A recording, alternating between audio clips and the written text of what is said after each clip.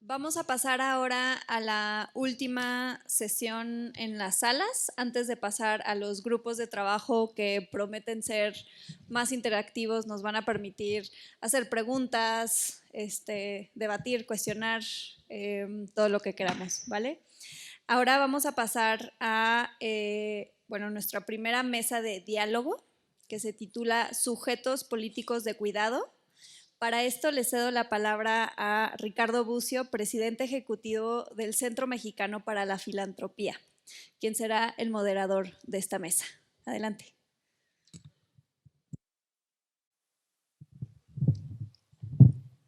Listo. Muy buen día a todas y todos. Muchas gracias por la invitación a pues, todo el grupo convocante. Tenemos una mesa que después de haber oído en la anterior lo que tiene que ver con políticas, con retos, con desafíos, con las perspectivas de las obligaciones del Estado, con la construcción de los procesos, nos vamos a ir ahora al centro, al eje central de un sistema de cuidados y de las políticas de cuidados que son los sujetos. Las personas sujetos de cuidado, sujetos políticos de cuidado, además se intitula la mesa, y las personas cuidadoras y las necesidades de cuidado que tienen las personas cuidadoras. Vamos a hablar de esto a partir de experiencias de 4 mujeres para que no haya duda de quién lleva los cuidados en México y en la región, pero también las organizaciones que hacen estos procesos, también las organizaciones que promueven los cuidados y que trabajan con los grupos de población que mayormente los necesitan. Solo quiero decir como punto de inicio que vamos a hablar de personas adultas mayores, de personas con discapacidad, de niñas, niños y adolescentes, también de cuidados de mujeres en comunidades.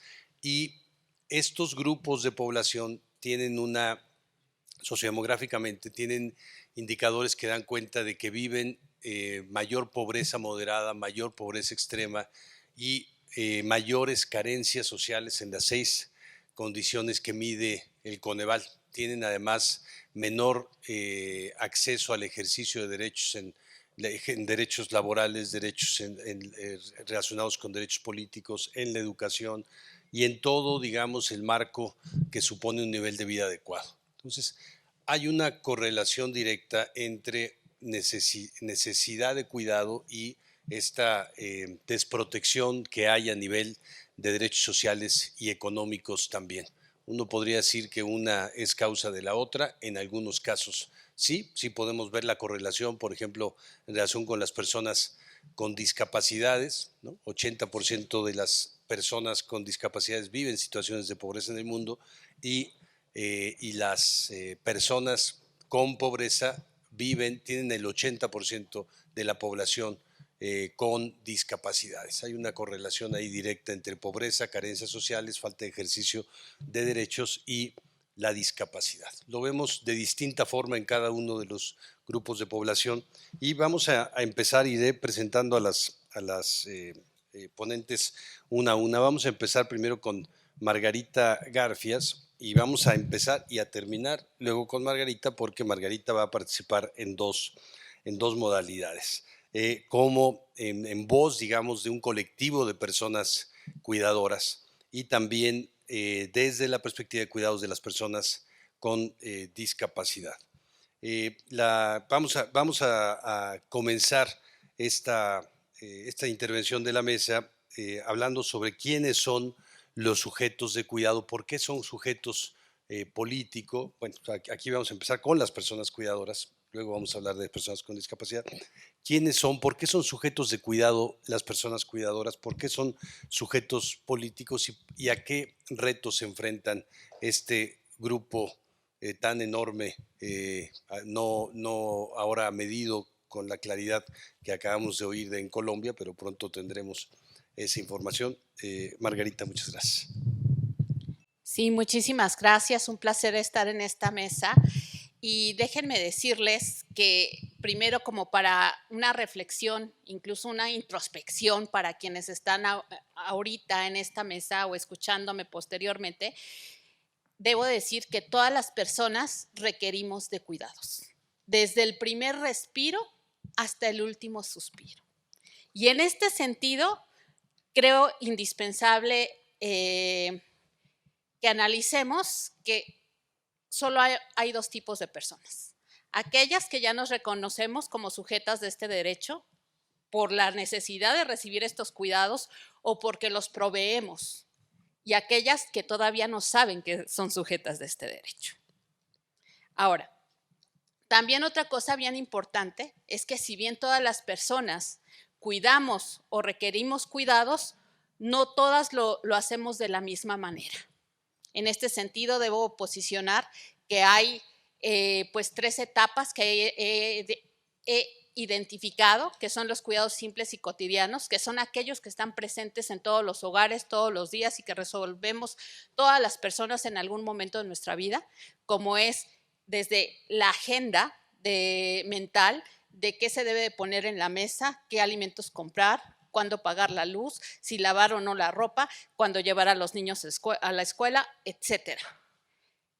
Los alimentos, cómo los preparamos, a qué horas los comemos, nos bañamos, no nos bañamos, lavamos la ropa, la dejamos ahí, pagamos a otra persona para que lo haga, etcétera. Los cuidados intensos o extensos, cuando tenemos en nuestra casa a infancias que no pueden proveerse por sí mismas estos cuidados, o a personas de la tercera edad que tampoco se los pueden proveer en ese momento, y también aquellas personas que por convalecencia, enfermedad o accidente necesitan los cuidados por parte de otra persona. Y al final los cuidados especializados, o lo que dentro de el ambiente médico se llaman cuidados a largo plazo, cuando precisamente son personas que por su condición de salud requieren de procedimientos médicos que actualmente se dan en los hogares, ¿no? Y allí tenemos a muchas personas midiéndose la presión, el azúcar, dializándose, preparando dietas especiales, ¿no? Incluso a quienes ya alimentamos por sonda, aspiramos y hacemos otros procedimientos de tipo médico y no médico para estas personas. Entonces, el gran problema no son los cuidados, porque están presentes todos los días en todos los hogares para todas las personas. El gran problema es que, por lo regular, una sola persona en el hogar es la que resuelve, provee todos estos cuidados a los infantes, a los adultos mayores, a quien está enfermo, a quien vive con discapacidad en este hogar, ¿no? Entonces, esto nos implica 3 R's, ¿no? Si bien al rato van a ver con la maestra Lourdes Jiménez Brito estas 5 R's para poder redistribuir o poder hacer un cambio social de los cuidados, actualmente las R's que enfrentamos las personas que cuidamos es la primera R, de renunciar a nuestro proyecto de vida, porque en en este afán de resolver los cuidados, pues tenemos que renunciar a la escuela, a un empleo, porque no hay políticas que nos permitan que haya una corresponsabilidad para poder seguir atendiendo nuestro proyecto de vida y a la vez cuidar. La siguiente R es que nos toca responder a las necesidades de nuestros seres queridos. ¿Por qué? Porque en la familia se ha dejado toda esta responsabilidad. Que sea la familia con sus propios medios la que se haga cargo de lo que se requiera, entre comillas, a puerta cerrada. Así sea solamente una jefatura femenina con un hijo con discapacidad, una hija con sus padres ya mayores, uno con Alzheimer, tal vez otra con artritis, es como se ha manejado el cuidado en nuestros días. Y la otra, pues precisamente resolver, ¿no?, los cuidados día a día, incluso 24/7, como muchas de nosotras lo hemos venido haciendo cuando nos enfrentamos al reto de criar y disfrutar a infancias con discapacidad, ¿no?, que desde su nacimiento tienen diagnósticos crónicos y que tenemos que renunciar incluso a la maternidad por convertirnos en la enfermera, en la doctora y todo eso que de manera muy inconsciente se romantiza en la sociedad. Entonces, pues esto desgraciadamente se ha convertido en que las cuidadoras tengamos diferentes caras, diferentes edades, diferentes necesidades. Actualmente pues tenemos precisamente infancias cuidando infancias y son infancias cuidadoras. Tenemos también infancias cuidando a personas adultas mayores. Tenemos a infancias cuidando a personas con discapacidad, enfermedades crónicas. Pero también tenemos a personas adultas mayores que incluso ya requieren de apoyos para su traslado, ¿no? Como el bastón, el andador o incluso de oxígeno o de otros procedimientos, ¿no? Que les permiten tener vida o preservar vida cuidando a otras personas adultas mayores, cuidando a infancias, cuidando a personas con discapacidad, cuidando a personas que requieren de estos cuidados especializados. Y también tenemos a mujeres como yo en edad productiva, que pues no podemos tener acceso a un empleo porque el cuidado nos implica 24/7. Y por la falta de servicios, espacios y políticas de cuidado, pues hemos tenido que renunciar a todo ello y enfocarnos en el cuidado de nuestros seres queridos. Entonces creo que aquí algo bien importante precisamente es la falta de reconocimiento del derecho al cuidado, su transversalidad y su interdependencia con todos los demás derechos. Esto, pues obviamente se ha traducido, como les digo, en la falta de servicios y políticas públicas que se corresponsabilicen de los cuidados. De hecho, hay un término muy importante que refiere a Ángeles Durán, que es el cuidatoriado. El cuidatoriado es esta nueva clase social que al no tener el poder económico de transferir los cuidados a otras personas, ella misma los tiene que transferir. Y en este sentido, cae en una espiral en donde cada vez requiere proveer más cuidados sin menor poder económico e incluso adquiriendo condiciones crónicas que las de salud o físicas que las llevan o mentales o emocionales que las llevan a tener discapacidad. Y esto afecta precisamente al Estado, porque somos personas productivas que dejamos de pagar impuestos, somos personas que dejamos de estudiar, somos personas que aportamos actualmente con este trabajo no remunerado en los hogares al 26.3% del Producto Interno Bruto de este país. Algo más grande que la industria manufacturera, que la industria turística o que la industria automovilística. También el trabajo no remunerado en salud de los hogares representa el 6.2% del Producto Interno Bruto ampliado del sector salud. Es decir, la tercera parte de lo que debería de hacer o lo que representa el sector salud. Y para que se den un poquito la idea de la magnitud del trabajo no remunerado en salud de los hogares, déjenme decirles que todos los hospitales públicos y privados atienden más o menos o representa su trabajo el 22.1% del Producto Interno Bruto del sector salud y el de los hogares el 25.5%. Así de grande es nuestra chamba y por desgracia no se reconoce. Gracias.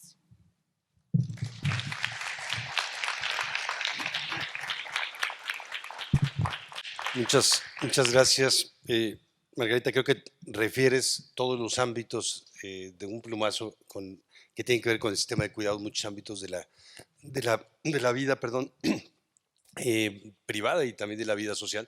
Y creo que desde aquí podríamos pensar que así como la Suprema Corte ha definido que el interés superior de la niñez no solo es un derecho, sino es un procedimiento que hay que implementar en lo público y en lo privado, y es también un criterio de interpretación, creo que podemos pensar lo mismo de cuidados, ¿no? Si no, no hay manera de tener un sistema robusto.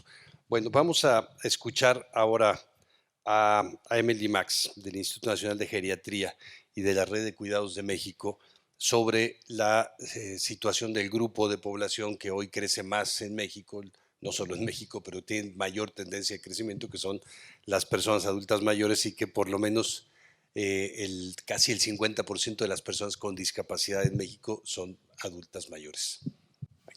Muchas gracias, Ricardo. Yo les traje una pequeña presentación que no sé si me pudieran apoyar a poder visualizarla.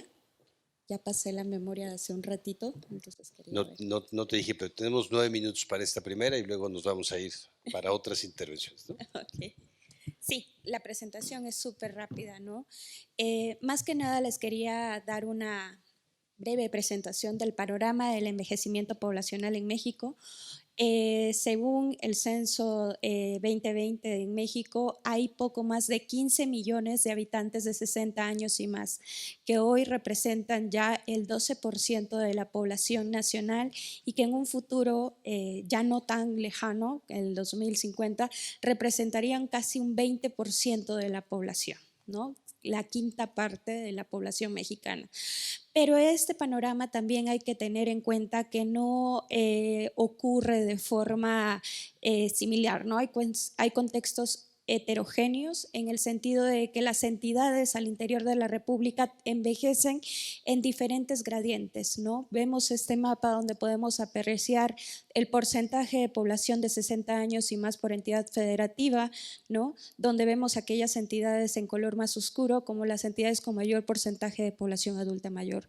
No obstante, también podríamos hacer una división entre estas entidades, reconociendo Baja California Sur, Chiapas, Quintana Roo como las entidades con menor envejecimiento, Oaxaca, Sinaloa, Colima, Yucatán y San Luis Potosí como aquellas entidades que se encuentran aún en proceso de envejecimiento, en donde por cada 100 personas de 0 a 14 años hay entre 48 y 53 personas de 60 años y más. Y Ciudad de México, Veracruz y Morelos como las entidades con mayor envejecimiento, donde hay por cada 100 personas de 0 a 14 años más de 58 personas de 60 años y más. La siguiente, por favor. Esto nos habla acerca de las diferencias al interior de la República de este proceso del envejecimiento, pero también tenemos que ver que asociado a este envejecimiento, y como bien señalabas, Ricardo, hace un momento, de las condiciones, del contexto, de la pobreza, del acceso a recursos, del acceso a atención, también hay que tomar en cuenta las diferencias en términos de cómo envejece esta población, ¿no? Y de los niveles de dependencia que van a experimentar en diferentes etapas de la vida, ¿no? Esta gráfica solo sintetiza cómo a partir de los 20 años, ¿no? Cambia los funcionales, las personas funcionales, es decir, aquellas que no tienen ninguna limitación, versus cómo se comportan los dependientes leves, severos y totales. Dependientes leves son aquellos que van a tener un poco de dificultad para realizar un conjunto de actividades como son ver, oír, hablar, caminar, bañarse o recordar. Y dependientes severos son aquellos que ya tienen mucha dificultad, y dependientes totales quienes de plano no pueden realizar esta actividad, ¿no? Y que vemos que el primer punto de corte ocurre entre los 70 años, ¿no? En términos de que ya supera el nivel de dependientes leves al de funcionales, y que hacia los 80 años pues es la dependencia severa mucho mayor a los funcionales, y los dependientes totales más adelante a partir de los 85 años.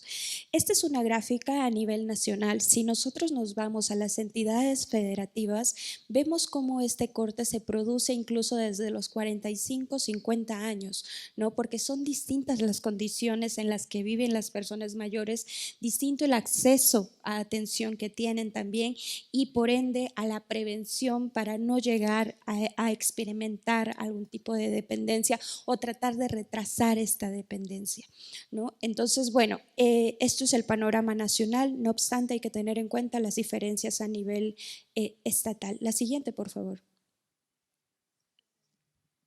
La siguiente, creo que ahí. Y aquí nos concentramos en la población adulta mayor en particular, ¿no? La población de 60 años y más, y las diferencias también entre hombres y mujeres. Sabemos que la esperanza de vida al nacer de las mujeres es superior a la de los hombres. No obstante, esa esperanza de vida no tiene su homologación en términos de la esperanza de vida libre de dependencia, ¿no? O la esperanza de vida saludable.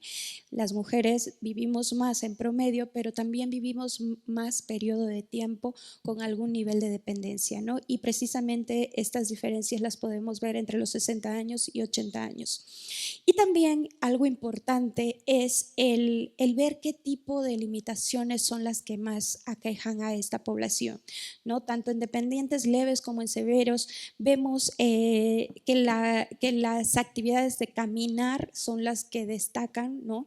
Entre los 60 y los 80 años, pero dentro de los dependientes totales también hay un porcentaje importante de quienes no pueden bañarse, ¿no? ¿Eso qué representa en términos tanto de la persona que requiere de esa atención como de la persona que va a brindárselo, ¿no? Mayor tiempo, mayor ocupación, mayor disponibilidad, como bien lo comentaba Margarita, el estar al pendiente 24/7 es mucho mayor en una persona con este nivel de dependencia. La siguiente, por favor.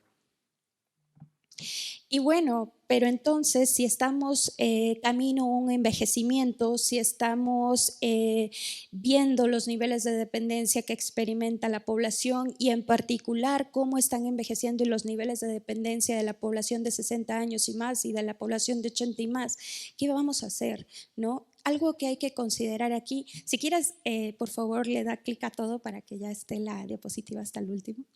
Una más, 2, 3 más. Creo que le puse ahí unas transiciones y vaya, me emocioné. Ok, una última.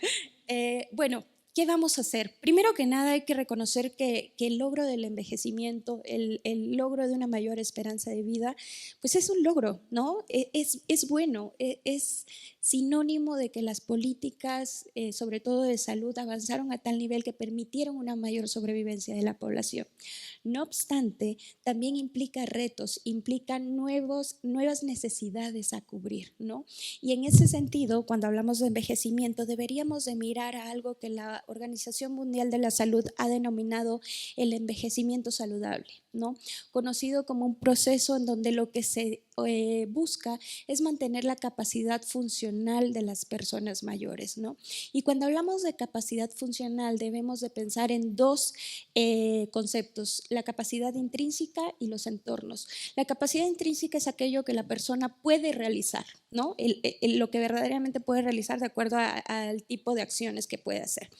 El entorno es el espacio en el cual se desenvuelve y la capacidad funcional congrega estos dos conceptos porque en realidad dependiendo del entorno en el cual la persona habite puede que su capacidad funcional sea mucho más alta en términos de que aunque tenga una limitación para caminar pues pueda desplazarse si tiene un entorno donde existen veredas, donde existen espacios adecuados para que esta persona se desplace y con ello también conserve sus niveles de independencia, ¿no?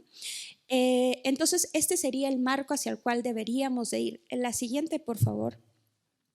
Y es donde los entornos pues cobran particular influencia, ¿no? Los entornos seguros, los entornos transitables, de acceso a servicios de protección, ¿no? De cómo vamos a recuperar la capacidad de la posibilidad de acceder a ciertos servicios de rehabilitación, por ejemplo, a personas que se encuentren en mayores niveles de dependencia, ¿no?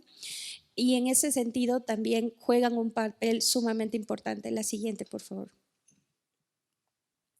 Y el curso de vida. Obviamente todo lo que ocurre en las etapas más avanzadas tienen mucho que ver con aquellos periodos previos de la vida, ¿no? Las experiencias que implementamos e incluso la composición genética. Entonces hay muchos elementos a considerar y cuando vamos a pensar en el diseño de políticas públicas de las necesidades de este conjunto de la población, hay que pensar en las diferentes etapas de la vida y en este sentido en el curso de vida también como marco complementario al envejecimiento saludable. La siguiente, por favor. Y bueno, pues entonces si vamos a tomar el curso de vida y vamos a ir hacia un diseño de algún tipo de marco de salud pública para el envejecimiento, debemos de reconocer que estas dos capacidades que les decía, la capacidad intrínseca y la capacidad funcional, pues pueden variar, ¿no? Pueden estar en distintos momentos. Hay momentos en la vida en que podemos tener una alta capacidad intrínseca y funcional, la cual sería estable. Va a haber un momento en el que la capacidad intrínseca va a tener un deterioro, pero podemos mantener todavía más elevada nuestra capacidad funcional y la pérdida considerable de la capacidad es cuando nuestra capacidad intrínseca pues disminuye aún más, pero derivado de que existan los entornos adecuados, todavía podríamos tener un mayor nivel de capacidad funcional.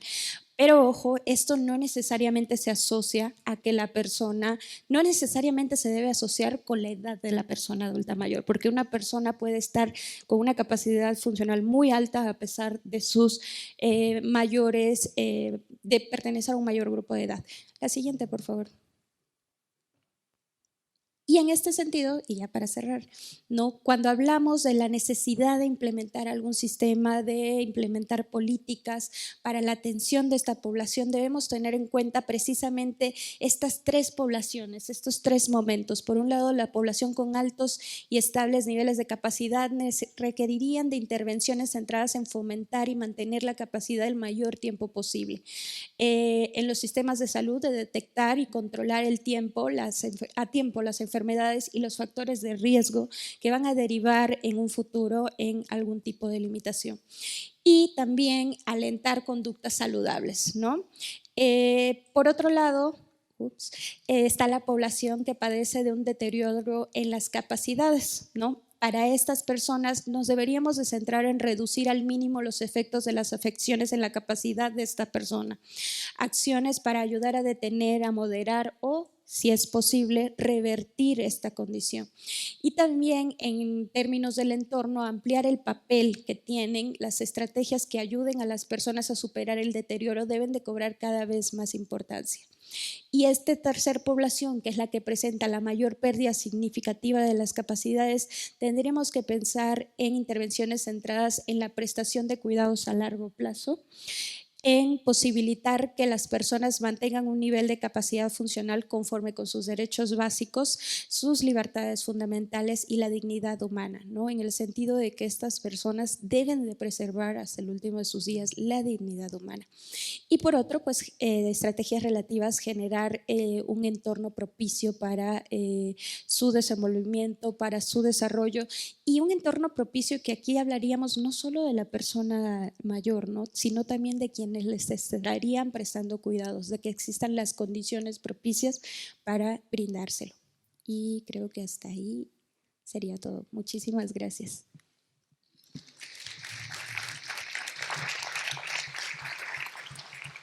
Muchísimas gracias, Emily. Solo la información que nos diste debería de hacer que el Congreso tomara por urgente y obvia resolución el reconocimiento al derecho al sistema. Pero vamos a escuchar a Tania Ramírez, directora de la Red por los Derechos de la Infancia en México, sobre la situación de cuidados de niños, niñas y adolescentes de las infancias. Y yo creo que también, además de los cuidados de un grupo de población que evidentemente requiere cuidados, el envejecimiento saludable empieza en la infancia, ¿no? La desigualdad de género ahí empieza, pero también la situación de los y las cuidadores de niños y niñas que tienen todas las condiciones que mencionó Margarita, pero que también es un grupo en donde el 75% de quien comete abuso sexual son sus cuidadores, el 92% de quien ejerce violencia psicológica, especialmente contra las niñas, son sus cuidadores.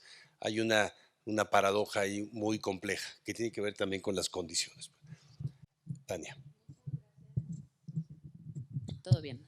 Gracias, Ricardo, y muchas gracias a todas y todos por estar aquí. Gracias por la invitación a Redim para hablar de algo que parecería obvio, que es hablar de la niñez cuando pensamos en sistemas de cuidados. Les voy a contar algunos datos no tan obvios de lo obvio y después revelarles la cara oculta de la otredad de la niñez y los cuidados. Primero, para dimensionar, en nuestro país, la tercera parte de la población tiene entre 0 y 17 años. Estamos hablando de más de 38 millones de seres humanos en este país, de acuerdo con nuestro último censo. Si lo pensáramos de manera simple o directa, pues esos otros 2/3 de la población tendrían que estarse preocupando por dar cuidados a estos niños y niñas y adolescentes, además con un enfoque diferenciado. Sabemos que no es el mismo cuidado el que se necesita en la primera infancia, que cuando se es adolescente, que en un contexto rural, urbano, etcétera, ¿no? Pero a menudo esto se nos olvida, que niñas, niños y adolescentes representan tal tamaño de humanidad en nuestro país es algo que está invisibilizado en general de las políticas públicas y bueno, más recientemente con otros temas en los que ahorita entro.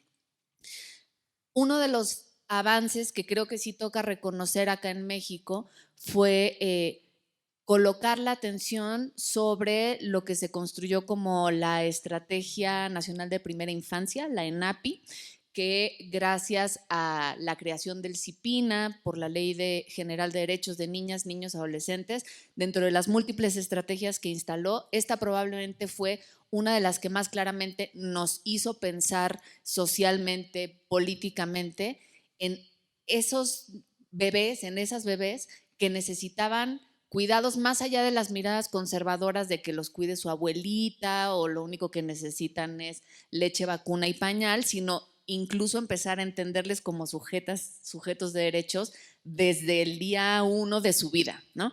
Entonces, creo que esa es una primera dimensión de los retos que implica, ahora que sabemos muchas más cosas sobre la primera infancia y cómo es importante desde el día 1 el estímulo, el cuidado amoroso y sensible, la disciplina no violenta, todas esas pequeñas, mayores revoluciones sobre cómo entendemos el cuidado de los seres humanos en la primera infancia, creo que es algo de lo que tenemos que abrevar más. Es un logro que se haya construido la estrategia, pero no podemos dar por sentado que eso se materializó en condiciones efectivas de ejercicio de derechos en la primera infancia, ¿no?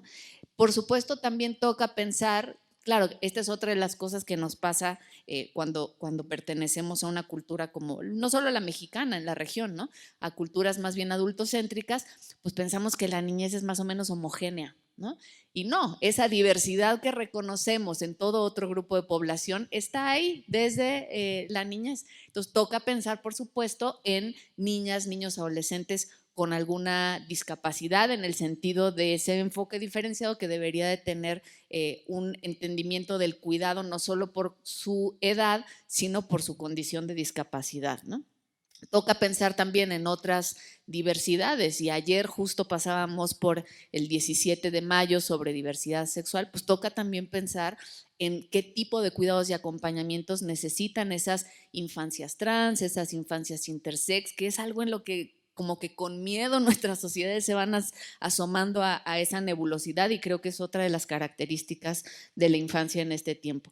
Toca pensar, por supuesto, en la niñez migrante y yo creo que quienes hemos estado escuchando noticias iba a decir en los últimos días, pero creo que es en los últimos años, pues preocupa muchísimo, ¿no? O sea, poder observar, fíjense, simplemente de enero a marzo de este año hay, de acuerdo a los boletines de políticas migratorias, hay más de 20,000 niñas, niños, adolescentes que están transitando en nuestro país en una situación irregular de migración, ¿no? Lo cual representó un aumento del 75% respecto del primer trimestre del año pasado, ¿no? Enero a marzo del 2022.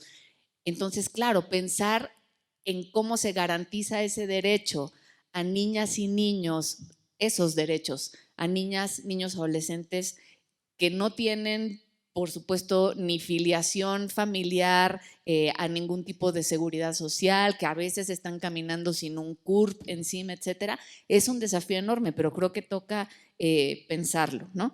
Y bueno, eso por dimensionar algunas de las particularidades en las que tendríamos que estar pensando para pensar en un sistema de cuidados que observe niñez y adolescencia como titulares de derechos. Pero me imagino que no me invitaron acá solo para hablar de lo obvio, entonces nos invito a problematizar un poco más sobre qué es lo que está viviendo niñez y adolescencia y ya algo se adelantaba ahora, porque por supuesto que ellas y ellos están siendo también personas cuidadoras, ¿no?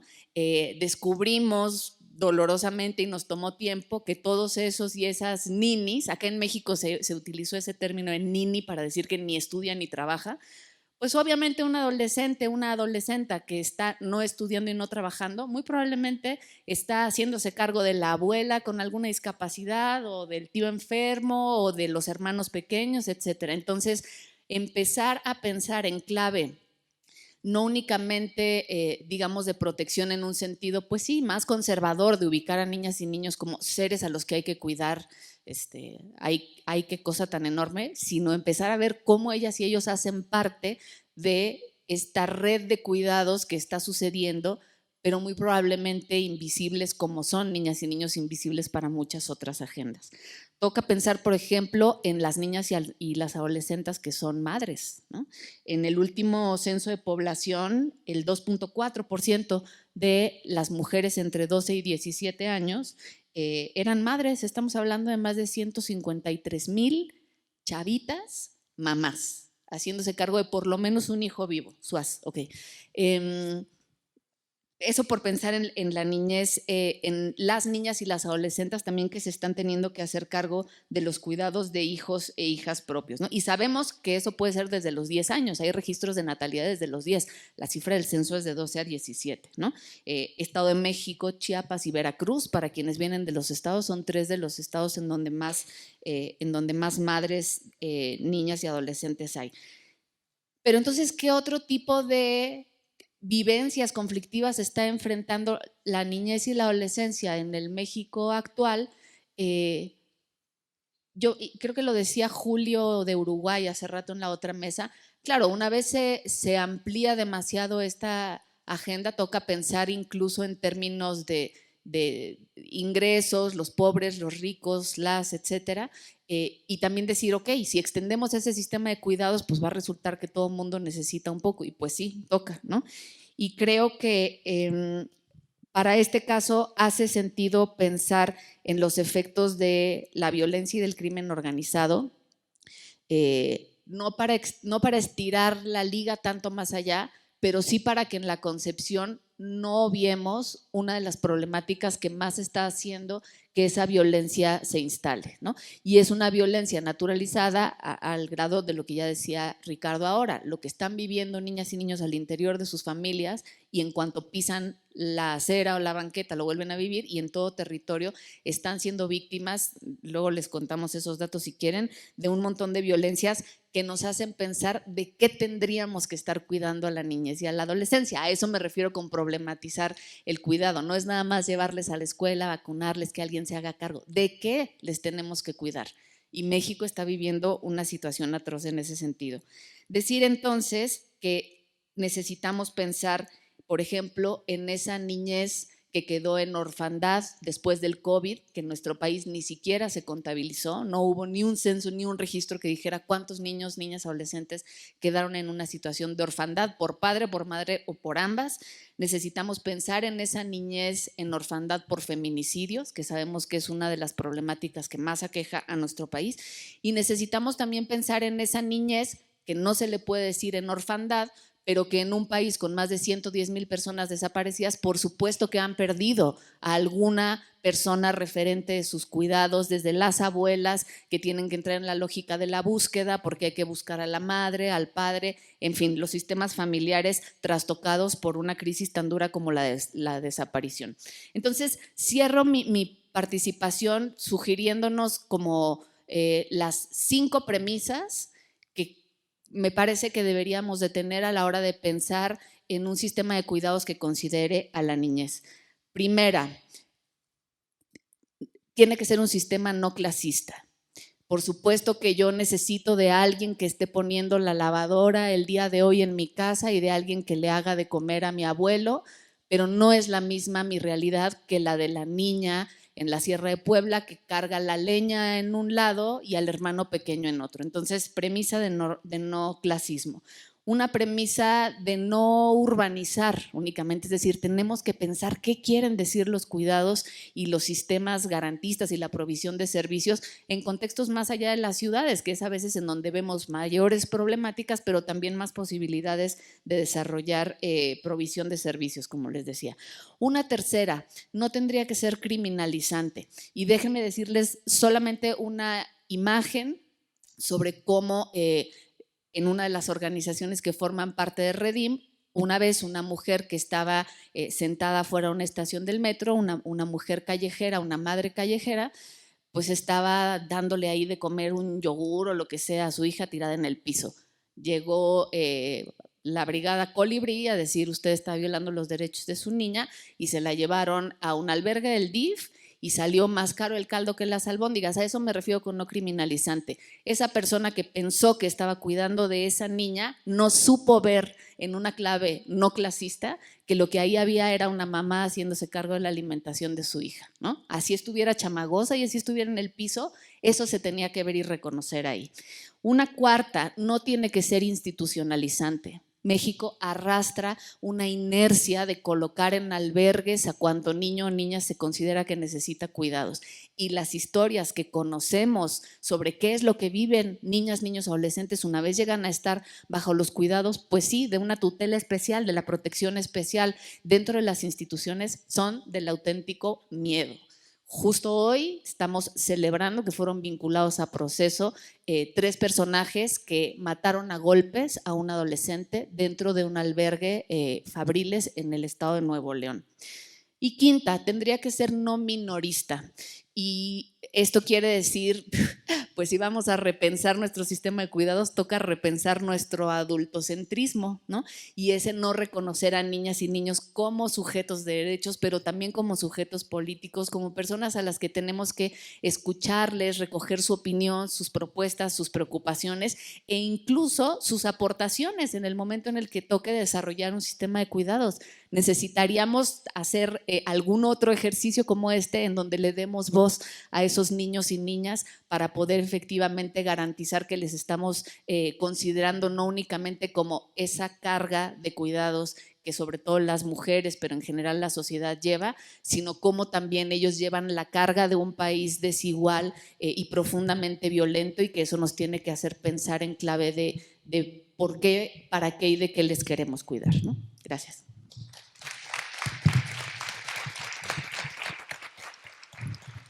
Muchas gracias por la problematización. Y creo que estas claves a las cuales podríamos desde ciertas perspectivas irles añadiendo, algunas, no clasista, no urbana, no criminalizante, no institucionalizante, tienen un correlato en sentido contrario con los cuidados comunitarios, de los cuales nos va a hablar ahora Emilia Flores, que es parte de Chiwik Taxal, una colectiva de mujeres artesanas que trabajan justamente desde la perspectiva de los cuidados comunitarios. Muchas gracias. Bueno, yo traigo 2 frases antes de hacer una presentación con una locus de enunciación, que son 2 temáticas que me hacen como ruido en la cabeza y me harán tejer para mi compartencia. Que dice, cuidados del territorio al escritorio. ¿Realmente sucede? Yo me pregunto. Y bueno, con esto digo que no es lo mismo hablar de comunalidad que vivir en comunidad. Para ello me es necesario presentar quién soy y saber desde dónde hablo. Soy Emilia Flores Martínez, una mujer artesana, quien se autorreconoce como feminista comunitaria Macehual. Soy también fundadora e integrante de la Sociedad Cooperativa Chiwik Taxal del municipio de Hueyapan, Puebla, la cual está integrada por mujeres emprendedoras, campesinas, artesanas, profesionistas y estudiantes, quienes luchamos en sororidad para dar a conocer nuestro trabajo. En Chiwik formamos un lugar para repensarnos, defender nuestro cuerpo como territorio, así como lo plantean nuestras antecesoras, las más grandes sabias. Y también, como lo han dicho ya varias feministas comunitarias, como por ejemplo Lorena Cabnal, Ochi Curiel y Julieta Paredes. Porque es nuestro territorio, el primer cuerpo que debemos de defender, porque es el que exponemos a la hora de defender la vida. Y así vamos defendiendo también nuestros espacios y lugares de convivencia facilitados en y con nuestra madre tierra, quien ha sido agredida por mucho tiempo. Nos unimos y animamos para defender aquello que nos han querido arrebatar por años, nuestra integridad. En nuestra exposición y creación del futuro vemos a la cosmovisión indígena como nuestra aliada. Nuestras actividades como colectiva están guiadas por los valores esenciales de reciprocidad desde nuestro ser Macehual. Esto implica tener como prioridad el cuidado de nuestras relaciones entre humanos, como ya se ha dicho en casi toda esta mañana. Pero desde la esencia Macehual también nos es fundamental ser y defender a la biodiversidad de nuestro entorno, que es nuestra madre tierra. Desde la experiencia encarnada como indígenas, puedo contar cómo los pueblos colonizados hemos sido obligados a avergonzarnos de nuestra realidad y a normalizar la folclorización de nuestra cultura macehual. Para la gran mayoría de los externos, mejor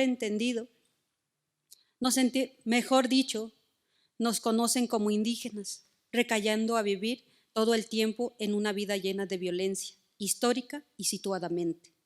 Replantear, redignificar y resignificar nuestra cultura se ha vuelto una lucha constante, o al menos eso ha sido para las mujeres macehualme de la cooperativa Chihuictasal.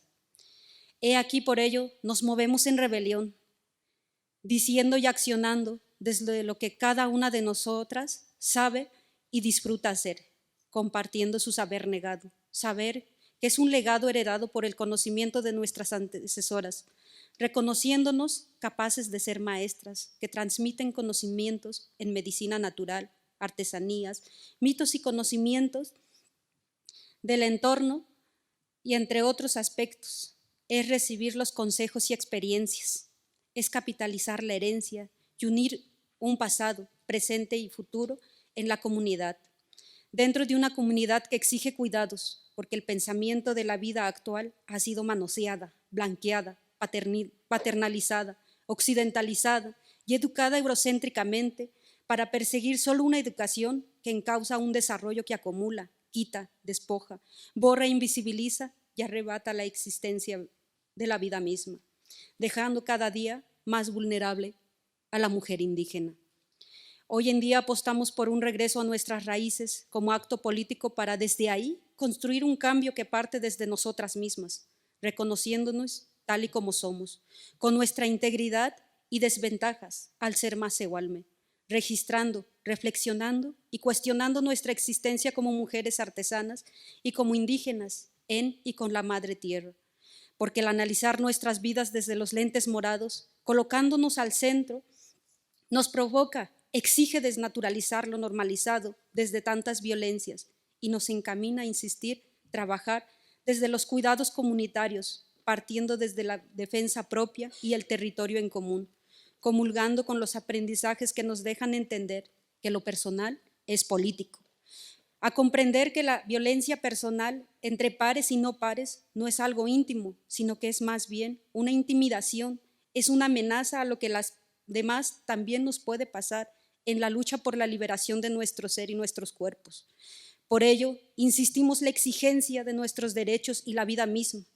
Por ende, nos sumamos a las reflexiones del feminismo comunitario, un feminismo que nace desde la vida cotidiana y en comunidad, en un entre mujeres que se acompañan juntas para destejer su existencia y retejerla, cuidándonos y tejiéndonos, conversando de nuestros territorios próximos y haciendo visible las violencias ejercidas sobre nuestros cuerpos, sobre nuestros territorios habitados en común, nuestra madre tierra, hablando de lo que nos pasa cotidianamente en la vida, del cómo es que estas relaciones las acuerpamos al ser agredidas con patriarcados ancestrales originarios y sin duda alguna anunciando con voz alta de esos patriarcados occidentales que cada día nos desaparecen, que devienen ante una obediencia por el pensamiento eurocéntrico, patriarcal, machista y opresor. Dicho esto, con las compas que vengo representando, me atrevo a compartir que con ello nos atrevimos a mapear el triángulo de la violencia de Jonan Galtung, en donde nos posicionamos y analizamos y por un lado nos dimos cuenta que por un lado estamos encantadas, pero por el otro lado sometidas. Y hablar de cuidados comunitarios también nos dio para darnos cuenta en dónde nos encontramos las indígenas y los indígenas. Por ello nos posicionamos hablando desde el ser macehual, porque hablar desde el ser macehual nos da la posibilidad para defender la vida pensada desde el Yecne Milis, desde un buen vivir en común, desde un buen vivir donde se pueda disfrutar la vida, no a costas del sacrificio de las demás personas y de todo aquello que nos rodea. Por ejemplo, detectamos cuál es la violencia directa que vivimos día con día, pero también nos dimos cuenta que la violencia cultural nos acompaña, pero la que nos borra es la violencia estructural, en donde el patriarcado se centra en nuestros cuerpos, pero el despojo nos quita nuestro territorio, espacio. Nos dimos cuenta en donde muchas de las veces hemos sido encantadas por desarrollo, pero ¿desarrollo para quién? ¿Para quién se abren las carreteras? ¿Verdaderamente son para las comunidades indígenas o son para las empresas internacionales que vienen a extraer las cosas, nuestros ríos, los minerales que se encuentran en nuestros montes? ¿Para quién se hace todo eso? Y en este sentido, entre el engaño y el encanto, nos damos cuenta que existe una violencia humana y no humana. Para ello es necesario repensar hacia dónde están dirigidas los derechos y de ese desarrollo que tanto se presume.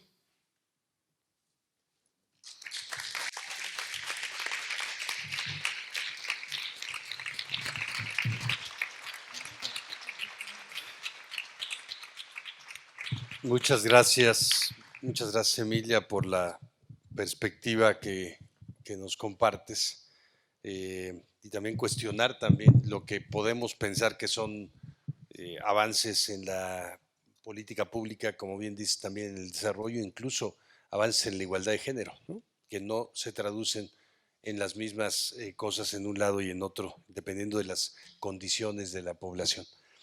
Vamos a cerrar este primer bloque y luego pasaremos a uno muy breve con Margarita Garfias nuevamente, que ya mencionaba, es madre de una persona con discapacidad, pero además está relacionada con muchísimas organizaciones y personas que tienen esta condición. Estamos en un proceso de reconocimiento sociodemográfico al menos, ¿no? Teníamos 0% de personas con discapacidad en el censo del 1990, hemos avanzado hasta tener más del 20% de quienes tienen discapacidad o alguna situación de disfuncionalidad, digamos en términos generales, así reconocida por el censo. Entonces, somos un país que tiene una situación creciente, que tiene una necesidad creciente y en donde, pese a que nació de aquí la Convención de Derechos de las Personas con Discapacidad, quizá es uno de los temas de atención a un grupo de población que menos ha avanzado en la agenda pública. Muchas gracias. Sí, yo soy madre de un adolescente con discapacidad múltiple, es decir, que él, aunque use silla de ruedas, no puede empujarla por sí mismo, necesita de otra persona que lo haga. Él tiene limitaciones para ver, para oír, también tiene discapacidad intelectual, porque lo que necesita un intérprete precisamente para explicar lo que está sucediendo en el entorno. Tiene también limitaciones para comunicarse, está aprendiendo a comunicarse a través de pictogramas y lengua de señas táctil mexicana. O sea, imagínense el reto de esta crianza, ¿no? Y además, pues obviamente en nuestra sociedad, a quienes maternamos o paternamos en la discapacidad, se nos impone la discapacidad por asociación. Es decir, no es como que las personas con discapacidad anden solas por el mundo, tienen padres, tienen madres, tienen hijos, tienen hermanos, y si se les impide el acceso a un derecho a estas personas, también se nos impide a nosotros. He ahí la importancia de hablar de discapacidad. Y como Ricardo lo decía, en el censo del 2020 se habla de más de 20 millones de personas con limitaciones para la actividad, ¿no? Ver, oír, bañarse, alimentarse, subir escaleras usando sus piernas, etcétera. Pero bueno, al menos se han identificado 6 millones de personas que sí viven esta condición de discapacidad, más allá de estas limitaciones, por lo que requieren el apoyo, cuidado, asistencia de otra persona u otras personas. Entonces, como mínimo, estamos en el país identificadas pues 6 millones de personas, mayoritariamente mujeres, que acompañamos, cuidamos, asistimos a personas en condición de discapacidad. En este sentido, también es importante visibilizar dos perspectivas. Primero, la perspectiva de cuidado, ¿no? Que es reconocer al cuidado como una dimensión inseparable de la existencia humana e incluso no humana en los hogares, ¿no? Que va más allá de género, generación, condición, situación o posición de vida. Esto es porque también en las casas tenemos animales y tenemos a plantas y lo cual también necesita tiempo y cuidados, ¿no? Y la perspectiva de discapacidad, que es precisamente identificar las barreras que tienen las personas con alguna limitación de la actividad para su participación en la sociedad en igualdad de condiciones al posicionar 4 derechos llave o fundamentales para su ejercicio. En primera, la accesibilidad, ¿no? Aquellas rampas, escaleras, intérpretes de lengua de señas mexicanas, lectura braille, etcétera. La igualdad como persona ante la ley, porque hemos actuado prescindiéndolas, ¿no? De la vida social, de la vida política, de la vida escolar, de la vida laboral, de todos lados, como si no existieran o como si no quisiéramos que existieran.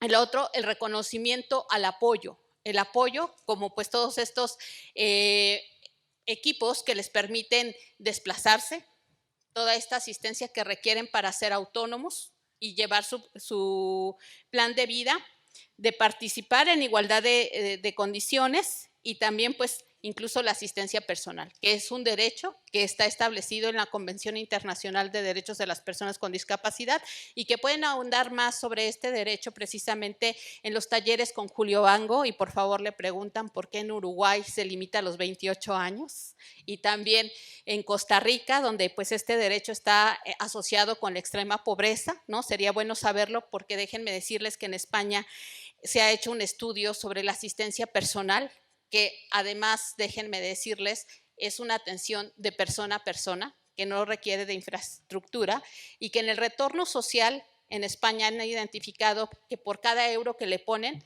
regresan 3.62 euros. Así de grande es la asistencia personal, ¿no? Y que requiere de inmediato, o que pone en la mesa, o que da de inmediato trabajo a personas que requieren emplearse, hace que aquella persona de la familia que estaba cuidando a la persona en condición de discapacidad ahora pueda retomar su proyecto de vida y que la persona con discapacidad también lo haga, ¿no? Ingrese a la escuela, tenga un empleo, etcétera, ¿no? Porque yo pregunto aquí en esta mesa, donde estamos todas, todos, con un trabajo, con un nivel de vida, con un proyecto de vida, ¿quién de ustedes en este momento que tuviera el reto de tener la falta de visión, audición, que llegara a utilizar silla de ruedas, ¿no?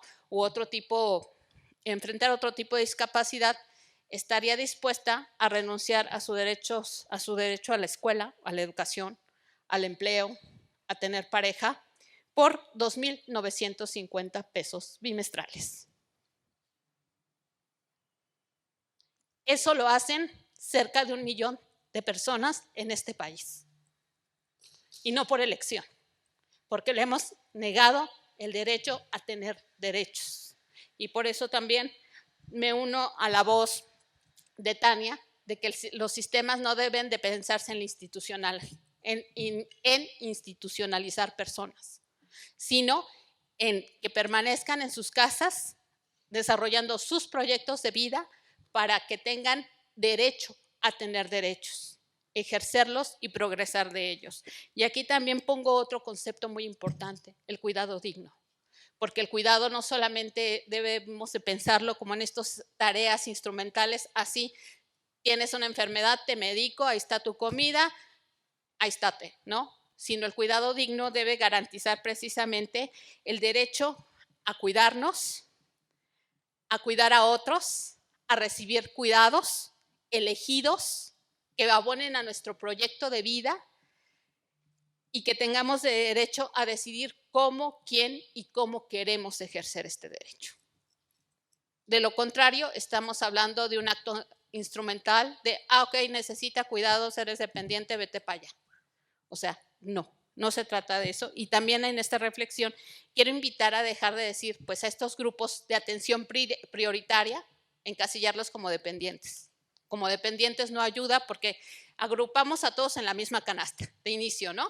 Dicen, ¿cómo cuidamos a los dependientes? Un sistema de cuidados, ¿no? Pónganlos allá y listo. Ya nos decidimos de ellos y que siga el neoliberalismo, el capitalismo, listo. No se trata de eso. Se trata de hablar de poblaciones prioritarias con características identitarias, con necesidades propias y con voces propias. Eso creo que es lo más importante. Y que en este afán de centralizar y que las personas que requieren de estos cuidados tengan derecho a decidir sobre ellos, hay que hablar de universalidad, porque les recuerdo que todos los que estamos aquí también somos sujetos de cuidados. Transversalidad, ¿no? Y su impacto con los otros demás derechos que tenemos todos los seres humanos. La dignidad, nuestro derecho a decidir cómo queremos cuidar y ser cuidados o ser cuidadas. La territorialidad. Y como un eje transversal, el dinamismo, porque los cuidados que damos o proveemos en este momento no van a ser los mismos que requerimos o proveamos en un año, o en 2 años, o en 3 años, porque los cuidados van creciendo conforme va creciendo la población, van cambiando conforme va cambiando la población, y eso es un gran reto de la política pública. Entonces, creo que eso es bien importante. También creo que en vez de sacar estos baremos, digo, los baremos ha sido algo que ha posicionado o vienen muy posicionados de la política pública española, ¿no? De la ley de dependencia, en donde se identificaron los baremos y donde pusieron dependencia leve, severa y total, y que viene por ahí, si no mal me equivoco, Emily, del índice de Bartel, ¿no? En donde se hacen estas mediciones. Creo que hay que hablar de una nueva era de los cuidados. Y en vez de etiquetar a las personas como dependientes leves, severos o totales, creo que hay que hablar de la intensidad de apoyos que requieren. Esto viene en la escala CIS-A o CIS-C, que es la evaluación de las necesidades de apoyo, en donde se habla que las personas requerimos asistencia humana. Y esta asistencia humana puede ser, ay, ya se me perdió.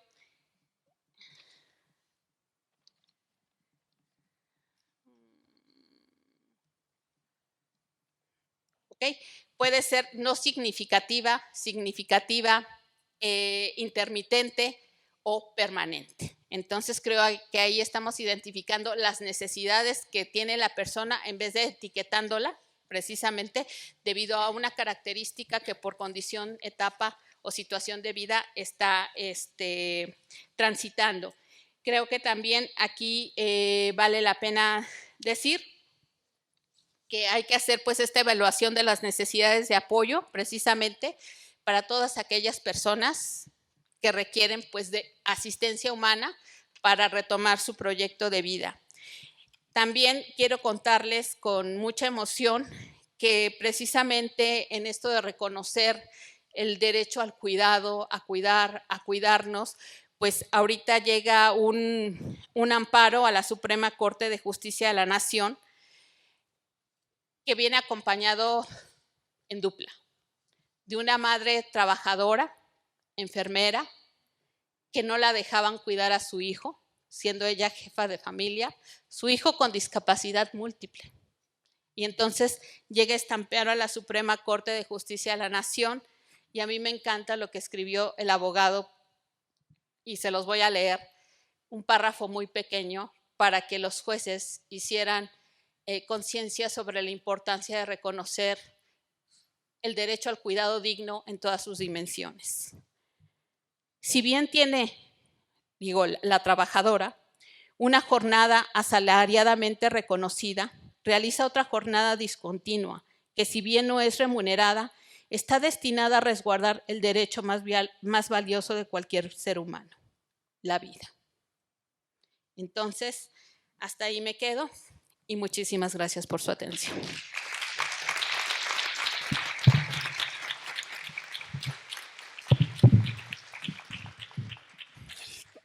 Aquí hemos hablado desde personas que necesitan ser alimentadas y muchísimas cuestiones más de atención directa hasta el diseño del Estado, hasta las decisiones judiciales, hasta el reconocimiento legal y creo que vamos a tener una intervención ahora de 4 minutos, espero que sí lo logremos para poder pasar a las mesas, a la mesa de trabajo posterior, que tenga que ver con esta perspectiva que yo creo que se podemos asumir con toda claridad aquí este lema eje del feminismo: lo personal es político, ¿no?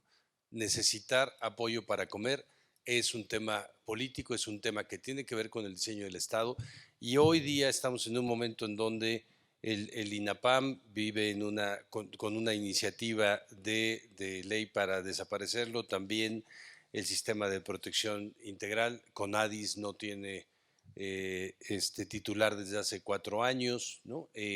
Los presupuestos se han bajado muchísimo, incluso cuando hay reconocimiento legal. La Ley General de Derechos de Niños, Niñas y Adolescentes dice que para atender a 40 millones de personas del 2014 se necesita presupuesto cero, no hay impacto presupuestal cero, ¿no? Entonces tenemos un problema ahí para poder realmente hacer que la realidad coincida con las decisiones políticas. Y vamos a cerrar con esto: ¿qué perspectiva y qué exigencias, necesidades ven desde lo político? Vamos a cambiar un poco el orden. Tania, si quieres comenzar. Sí, y gracias, porque justo es algo que no dije en la intervención pasada. Creo que justamente por hablar del Sistema de Protección Integral de Niñas, Niños y Adolescentes, del CIPINA, hay una lección aprendida en aciertos y resistencias, me atrevería a decir, que le pueden ser muy útiles al pensamiento, diseño, impulso de un sistema de cuidados. Y es que, por un lado, por supuesto que se requieren presupuestos que materialicen todas estas propuestas de atención y de solución, pero al mismo tiempo bastaba, para empezar, con que cada quien haga su parte bien, ¿no? O sea, el CIPINA, por ejemplo, como sistema, y justo es algo que hemos estado colocando mucho sobre la mesa ahora que se intenta desmantelar por ahorros o por eficientar y no duplicar funciones, etcétera, pues el CIPINA ya era un diseño institucional low cost, ¿no? Que hacía que más bien cada una de las instituciones que hacían parte del sistema hiciera lo propio, pero sentara a la mesa a todas, ¿no? Y entonces estamos hablando de homicidios de niñas, niños, adolescentes, pues hay que sentar a Seguridad Pública y hay que sentar a la Defensa Nacional y hay que sentar a, etcétera, todos esos que pensarían que no les toca. Y creo que esa puede ser un acercamiento, una aproximación interesante. ¿Cómo hacemos para que toda esa gente en instituciones públicas que cree pues que a lo mejor el sistema de cuidados le toca nada más al de mujeres, ¿no? Yo veía los logos y decía, pues el CIPINA, ¿no? También tendría que estar acá. Pero bueno, ¿cómo hacer para conseguir eso? Y otro, pues un desafío enorme, que es que hoy por hoy en México nos cuesta pensar en sistémico, ¿no? Venimos de una cultura política e institucional en donde a cada grupo de población o cada temática o cada necesidad pues crea una institución, y es parte de lo que se critica ahora mismo, incluso con esta propuesta de simplificación administrativa, ¿no? Probablemente tendríamos que tomar el desafío por el lado de ver cuáles son las cosas que no es que no necesiten presupuesto, pero cuyo presupuesto ya está asignado y simplemente por sesgos de género, por sesgos adultocéntricos, no se está atendiendo. ¿Si fueron 3? No, sí, si quieres pasarle de una vez a Emily. Gracias. Bueno, yo empezaría considerando que tenemos que voltear ya a ver a esta población adulta mayor, ¿no? Porque ¿qué es lo que pasa? Que todavía de alguna manera pensamos que está lejos este proceso de envejecimiento, ¿no? Y precisamente hay instituciones que deberían ser más fortalecidas en este sentido para que apoyen esa mirada, ¿no? Para que realmente se voltee y digan, incluso en los años que llevo de alguna manera revisando diferentes fuentes de información, a veces es todo un reto poder recuperar información sobre los adultos mayores, sobre los espacios a los cuales pueden concurrir, ¿no? El que esté debidamente documentado. Es todo un reto poder identificar el número de alojamientos que existen o el número de centros de días o el número de talleres que hay, ¿no? No existe hoy por hoy todavía una adecuada sistematización de esa información. Y por otro lado, también muy de la mano con lo que mencionaba Tania, ¿no? Este carácter trata de que diferentes instituciones deben de intervenir. No solamente se trata de señalar a un instituto en particular como el único encargado, ¿no? En todo caso, se requiere de esta integración y de la disposición para la misma, ¿no? Entonces, en ese sentido, para la población adulta mayor, algo que también quisiera comentar, al menos considero que no se trata de etiquetar a las personas, sino que identificar que son necesidades distintas que requieren cubrirse en cada grupo, ¿no? Por eso nada más señalar de que las poblaciones pueden ser de alguna manera diferenciadas en términos de cuáles son sus necesidades, ¿no? No por el hecho de decir ustedes son así, así, así, pero bueno, para buscar diferentes medidas a implementar en cada circunstancia, ¿no? Y bueno, pues de mi parte sería todo.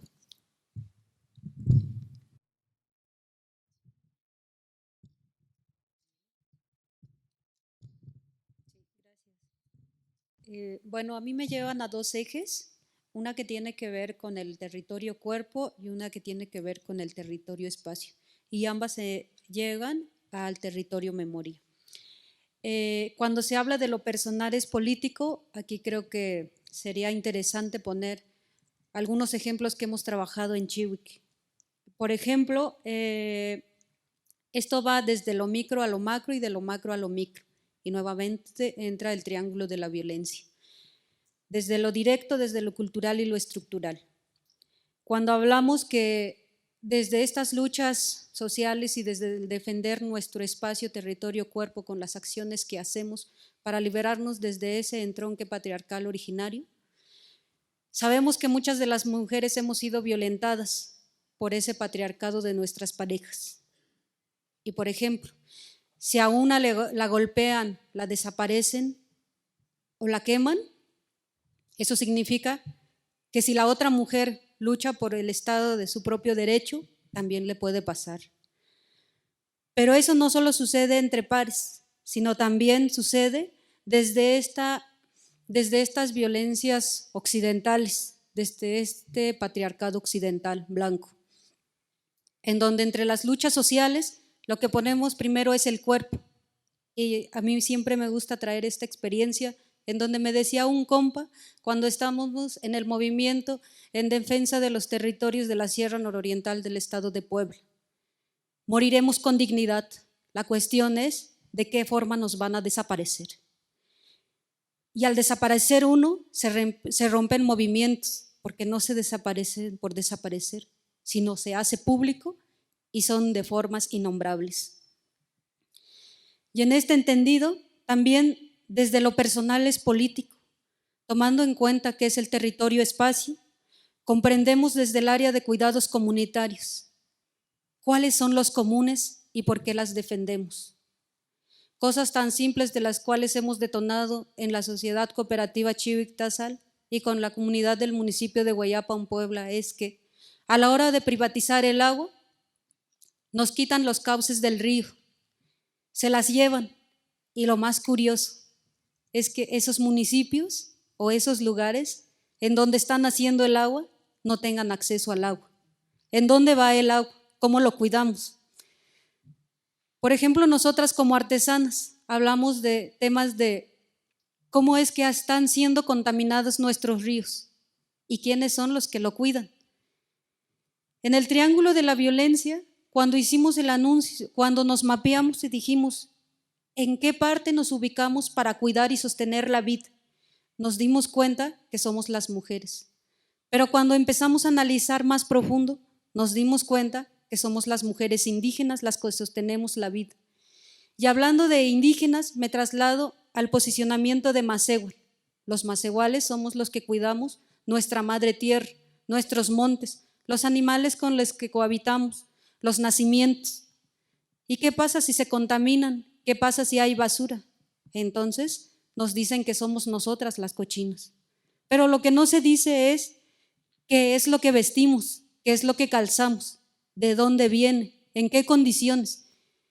¿Por qué no se habla de esas empresas que están encauzando todos sus desperdicios en los cauces de los ríos. Aquí, por ejemplo, yo me pregunto y siempre me cuestiono un ejemplo sobre el río Atoyac. ¿Cómo es que todo ese río se viene a la ciudad? Y cómo nuevamente el agua de la ciudad se regresa desde las aguas puercas. Y cómo el campesino, desde su propio saber, lo convierte nuevamente en verduras. ¿Y dónde terminan las verduras? Entonces, lo personal es político. Todo aquello que nos pasa, que nos atraviesa, que acuerpamos, también viene desde estas otras políticas públicas que es necesario pensarlas y repensarlas.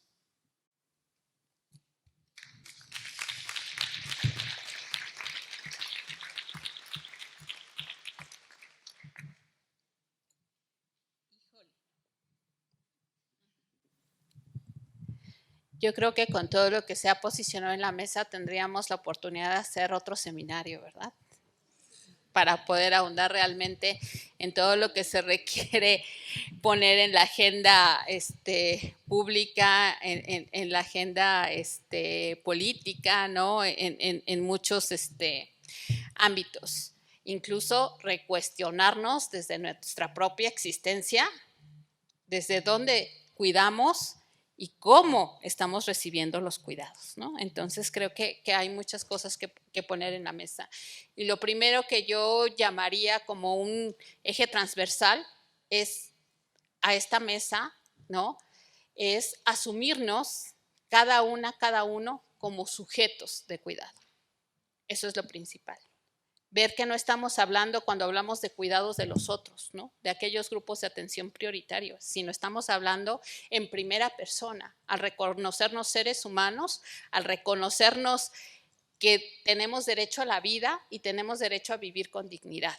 Y que también, incluso en muchos de los hogares, ¿no? Ya estamos enfrentando el reto de cómo cuidar a nuestros adultos mayores, cómo cuidar a los nietos, a las nietas, a la hermana que acaba de tener un accidente, al hermano que está convaleciente de una enfermedad y que desgraciadamente nuestra seguridad social no ha reconocido este derecho al cuidado. Porque si bien la persona que vive la enfermedad o el accidente tiene una incapacidad, ¿y qué pasa con aquella que debe de cuidarle? Es sujeta de buena voluntad, ¿no? Del empleador, a ver si le da chance de ir a cuidar a su ser querido. ¿Y qué pasa con el autocuidado? Muchos tendremos IMSS, tendremos ISSSTE, pero si el empleador no nos da chance de irnos a hacer el examen el miércoles, el viernes, pues te esperas al sábado y sale de tu bolsillo. Y entonces, ¿de qué sirvió esta seguridad social? Creo que ese es el primer pilar que pongo en el centro, asumirnos todas y todos como sujetos de cuidado. Gracias.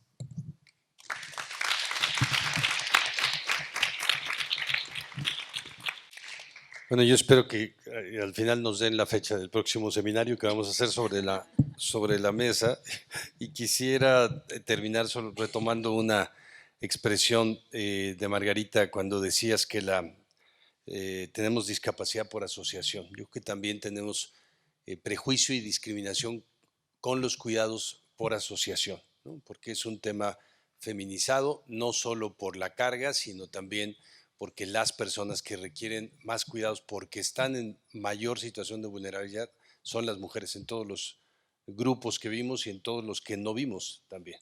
Entonces creo que esta perspectiva esta visión desigual de género, con sus prejuicios, sus estigmas y sus restricciones, con este diseño del Estado patriarcal, hace que el sistema de cuidados vive esta discriminación también por asociación.